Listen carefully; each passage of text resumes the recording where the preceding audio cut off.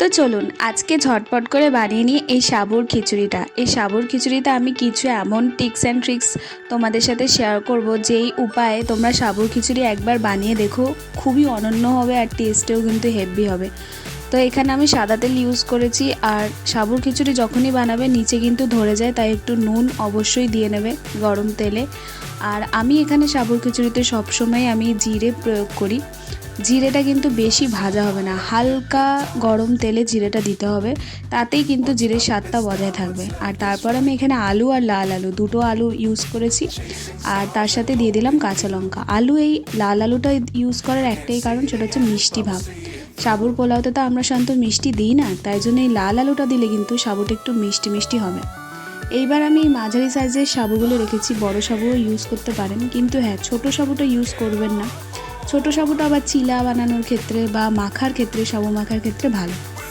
আমি একটু এই মাঝারি সাবুটাই পছন্দ করি। যারা বড় পছন্দ করেন বড়টা দেবেন বা মাঝারিটা দেবেন, এতেই কিন্তু সাবুটা খেতে ভালো হবে। এবার একটু নাড়াচাড়া করে নিলেই মোটামুটি সাবুটা একটু দেখতে বেশ সুন্দর হয়ে যাবে, একটু আঠালো হয়ে যাবে। কিন্তু হ্যাঁ, বেশি নাড়াচাড়া করার দরকার নেই। সাবুর কিছুটা ঝরঝরে করতে গেলে নাড়াচাড়া কম করতে হবে। আর তারপরে আমি বাদামটা ভেজে নিয়ে সেটাকে পেস্ট করে রেখেছিলাম, ভেজে মানে শুকনো কড়াইতে। তো সেই গুঁড়োটা দিয়ে দিলাম। এইটা কিন্তু মাস্ট, এটা দিতেই হবে, এটা স্কিপ করা যাবে না। তার সাথে একটু নুন অল্প করে দিয়ে দিলাম, কারণ প্রথমেই আমি নুন দিয়েছিলাম। সাবুতে অলরেডি একটু নুন ভাব থাকে, তাই জন্য সাবুতেও আমরা নর্মালি পাঁপড় ভাজার সময় হালকা নুন দিই।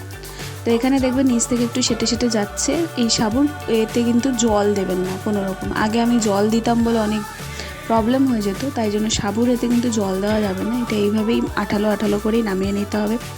চ্যানেলের অনেক রান্নাতে তোমাদের অনেক অনেক ভালোবাসা পাই।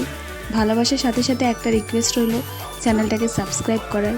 দেখে চলে যেও না, সাবস্ক্রাইব করে যেও। আশা করছি আগামী দিনে আরও ভালো ভালো রান্নার রেসিপি তোমাদের জন্য নিয়ে আনবো। আর হ্যাঁ, তোমাদের ভালোবাসা এইভাবেই রেখো। আমি খুব একটা রান্না পারি না, তবুও তোমাদের ভালোবাসায় এত দূর এগিয়েছি। তো এই ভালোবাসাটা বজায় রেখো। আর তোমাদের সবাইকে ধন্যবাদ জানাই আমার পাশে থাকার জন্য। আর এটা কিন্তু অবশ্যই ট্রাই করো, যারা যারা ট্রাই করবে কমেন্ট করো। আজকের জন্য এইটুকুই, বাই বাই।